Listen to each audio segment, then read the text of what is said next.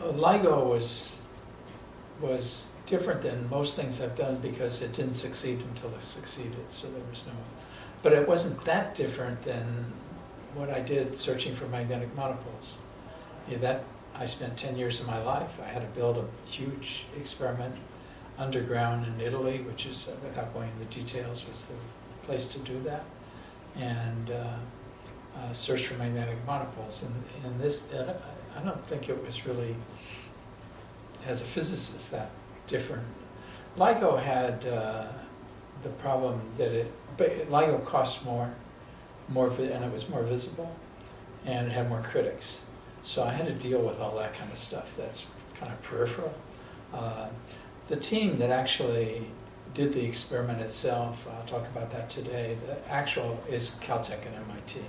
So we have, and in that group there's we have a total of about 150 people somehow on the payroll, but that includes, you know, technicians, engineers, and programmers and so forth. So the number of actual scientists is maybe half that. So there's probably 45 or 50 at Caltech and 25 or 30 at MIT.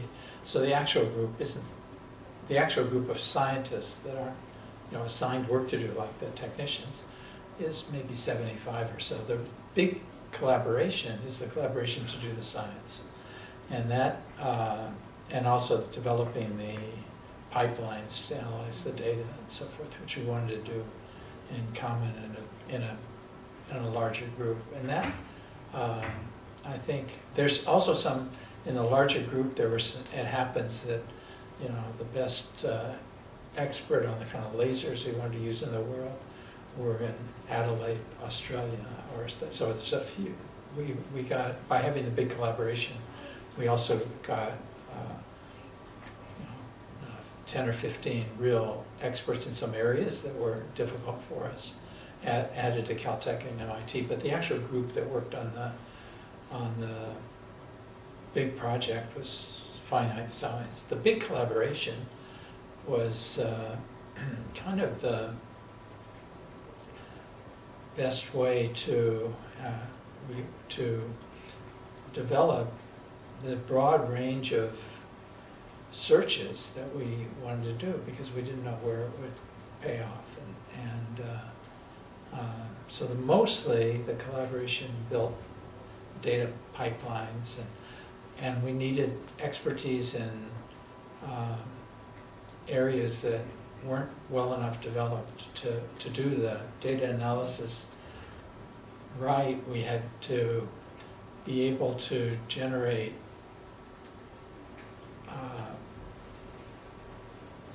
waveforms of what you might see from Einstein's theory of general relativity, but that's fine, but do it on a computer, and that's not so easy.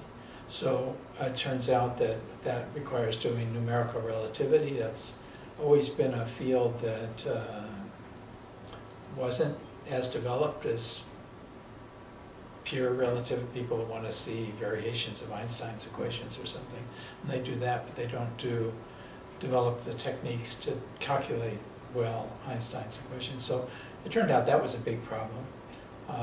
The problem of how to search for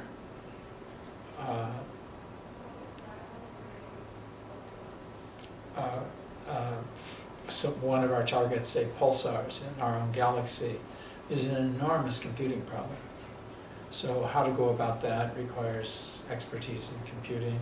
We now have a problem that I'm sure the best way is through machine learning, for example. So the reason I'm mentioning all that is there's a whole range of very forefront skills that are beyond just the experimental problem, which was tough enough, making something sensitive enough to detect gravitational waves, that were pushing some fields in ways that even the experts aren't very good at. For example, right now we're dealing with machine learning, something people here deal with, but the problem is to use machine learning for an experimental problem like ours. You need to also understand the statistical significance of what you find with machine learning, and the integration of statistics and machine learning is almost non-existent. It just doesn't exist well.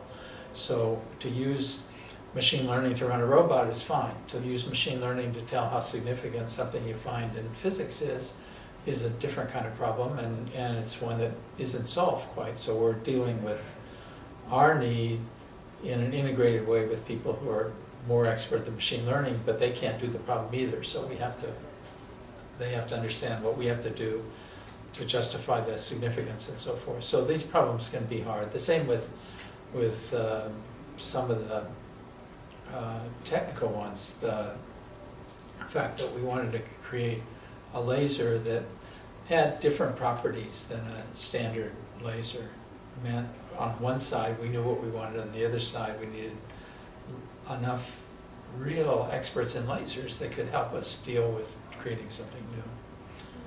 There was no on-the-shelf laser that could do LIGO at all. So we've built our own laser, but we've had to integrate it in people. So bringing kind of expertise in a very chosen way from around the world on select problems was the motivation, plus trying to be as strong as we could be in search algorithms for finding gravitational waves, and the instrument itself and everything to do with that we did in a smaller group, so it wasn't so hard. People look at this huge collaboration and think it's a monster, but it's really not so bad. Mostly people are, there's a certain segment of the collaboration that's here, mostly people who never go into the lab and see the instrument, for example, and also people that don't know very much about what a laser is or so forth. So there's different sub-communities inside, and the ones that are here because they're interacting with kind of applied math and data algorithms and the limitations of what we can do in data analysis. So there's just a lot of challenges, and having a lot of people do it and be able to work in their way divides up into subgroups, but then it's enriching that they also learn from others what they're doing in the other parts. So it's a whole community that's ironed together. It could have been done in a different way, where just the laser expertise, we went and worked with people in there, and machine learning, just go work with them instead of putting it in one collaboration. But putting it in a collaboration, I think, makes everybody take a different kind of ownership of a bigger problem and not just the little one.